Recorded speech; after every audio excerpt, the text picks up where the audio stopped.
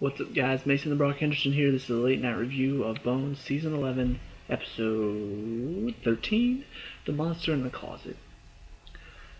As you know, I have been hating on the show pretty much this entire season. In my opinion, it's been the worst season ever in pretty much the history of any TV show. There's not been a whole lot redeemable. In fact, I can think of maybe one or two things in this season that have been redeemable. Um, I thought the first two episodes were pretty good. The episodes with Booth and his brother and all of that stuff. And then I thought that as a character, Aubrey's been good. But other than that, nothing at all has been redeemable about this season.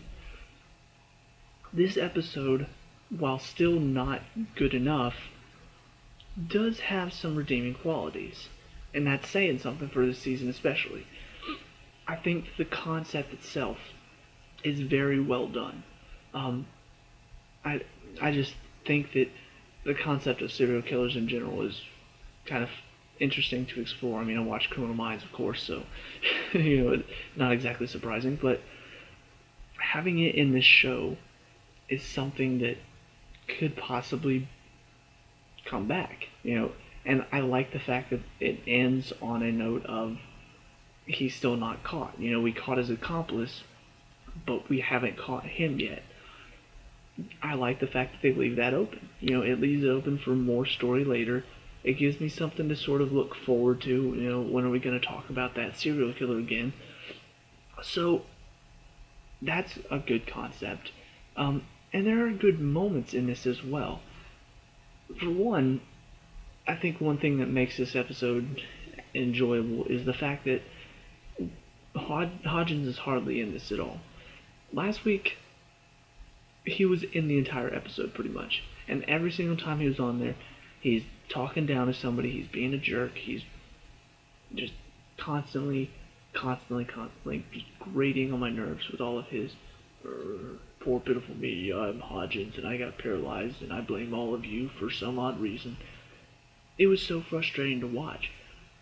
It starts off with that, but people are finally starting to say something. I can't believe it's taken this long, but he says something mean about the body, and Dr. Brennan's like, you will speak with respect to this body, and he's just like, and Angela's just like, he doesn't speak with much respect to the living either, and he's just like, excuse me, well at least she doesn't talk, and Cam's finally like, Hodgins, enough. I'm like, last week was enough, but better late than never, I guess. So I like the fact that he's in it a lot less this week. We still have him being a jerk, but it's not to the point where at the end of the episode I just want to find TJ Thine, the guy that plays Hodgins, and strangle the life out of him. Like this week, I still want to give him a good smack across the face, but I don't want to kill him. Although I think people are finally starting to want to kill him. I don't know how long the writers are going to keep this up, but please fix it. Please, please, please fix it. I'm so sick of watching it. Anyway, I'm saying that it's already happened. They can't fix it now.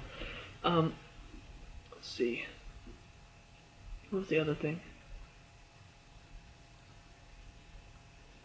I thought that I was a bit worried watching the previews from last week about this week. I was a bit worried that there was going to be too much corniness in the show this week. With this concept of a serial killer, a lot of times you do need some jokes to sort of keep the lighthearted mood despite the fact that it is a dark episode. Even in some of their darker episodes, back when the show was good, there were still jokes that sort of kept the mood uplifted. Like, this is a dark episode. The Christopher Plant episodes were insane and dark, but they still had jokes to sort of keep the mood going, to keep you, okay, this is still fun, even though it's a bit dark. I was really worried that it was going to be really corny. That one scene with the girl, I can't remember her name now. It's the profiler that brought in the first half of this season whenever Aubrey was in the hospital after the bomb. They brought her back to sort of profile the serial killer. I hope she doesn't stay in these episodes. She's just a character I don't know if I could handle a whole lot of. Like maybe one episode a season I could handle her, but I don't know. Like the scene in the office when she's talking about, oh, this guy is a bit cray-cray. I'm just like, see, that is why. To see the term cray-cray is not something that I want to see used in a show like this by somebody like her. If it was Bones saying it, like if she heard the term cray-cray and tried to use it in a sentence, I'd probably laugh, because it's Bones doing it, and she doesn't really understand terms like that. But because of this girl, and it's almost like she wants to be all of the pop culture references, even though we've already got a pop culture reference guy in Aubrey. I don't want to see this, oh, I'm going to talk like the kids do in this show. I'm going to be the one that spits out all the language and all the linguistics of all of it, and just, no. I don't want to hear cray-cray, okay? I don't want any cray-cray in this show. So anyway, that joke was in the previews. I was really worried that that was going to be kind of the tone that this set was. Oh, we have a serious case going on, but we got lightheartedness all around, and just mixing it together poorly. They did a fairly good job this week. It still wasn't the type of humor that the show used to have. It wasn't the good humor that makes you really laugh. There were a couple good jokes though. Like the guy has the knife up to Booth, and you hear Brennan like, I thought she had made something that made the cocking noise, but then to find out that it's actually an app on her phone was actually kind of funny. What was the other one? There's another one that actually did make me chuckle.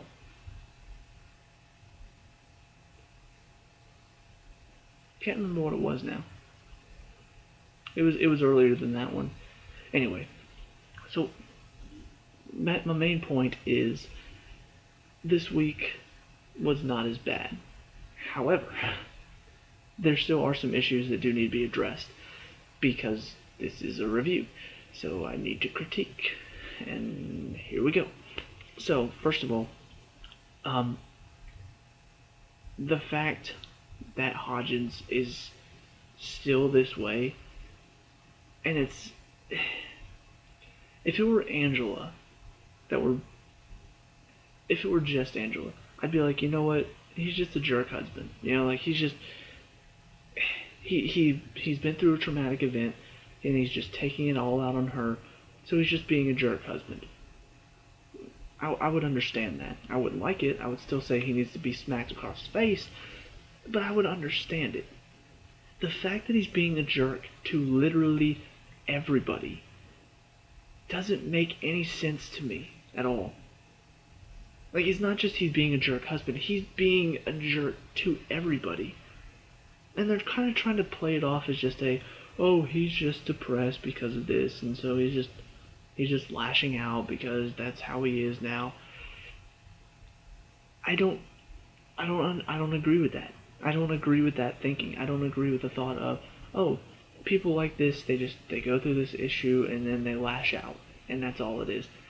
No. Not that it doesn't happen, but to this extent, to lashing out at your boss, and your boss doesn't even fire you on that topic, but anyway, it doesn't feel realistic. It just feels like, you know what, let's just make Hodgins say something jerky every sentence. Let's just have it to a point where that's his character now. He's just a jerk to everybody. Why? I already didn't really like his character to begin with. Like, I liked Hodgins. I liked early on, but as the seasons kept going and kept going, his character didn't really change that much. Even after he lost his fortune, it still didn't change. His character's been the same. We've seen a bit of growth in Booth and Brennan and Angela and Cam. We've seen growth, but Hodgins sort of just stayed Hodgins. This is the growth you want to give him, to turn him into a jerk? Really? No, he's already become a stagnant character. Now he's just become an unlikable character. It was very frustrating to see that this is kind of what they want to make him now. They just want to make him a jerk. Terrible choice. Hopefully something happens and we'll see it fixed. But the other really frustrating thing for me was at the end. The whole Christine with the monster in the closet thing, I thought they were going to set up for something. I thought they were setting it up for something interesting. For something to be like, it's not a monster, it's for the bad guy, or something like that. Something that just would really be shocking. What they end up doing is not only poorly edited, but you see her walking towards the closet, she opens the door, you hear a crash, and then Booth and Brennan are running like, Christine, where are you, Christine? And then they go inside the closet, there's a broken snow globe, she pops out from behind the, I'm sorry I broke the snow globe, under all of her stuffed animals. I'm like, what? And then after that, they show the guy, what's his face, the puppet master. I don't know if we're going to name him, but so I'm going to call him. They show the puppet master after that. It's like, hang on. That doesn't make any sense. If you wanted to show us the puppet master zooming in on Brennan's face, and then maybe cut to commercial, come back, they're in the house, and then we have that scene. Then there's actually some tension. Then it makes sense. Why are we so nervous about this scene? Because this guy has Brennan on camera. He saw Booth and Brennan going into this house. It makes sense. With that scene happening afterwards, it's like there's no tension in this scene. There's nothing in the closet. What are they trying to do? Are they trying to make us think that there's a bad guy in the closet? Because why would there be a bad guy in the closet? That doesn't make any sense. What are you doing? Crash. Oh, so there's broken glass. What? And then they go inside. Broken snow globe. What are you doing? This doesn't... You're not using your brain. You're not using your logic brain right now. Logically, that doesn't make any sense for us to feel nervous and tension whenever you haven't even introduced why we should feel nervous and tension. The fact that he has Booth and Brennan on camera would have made that much more intense.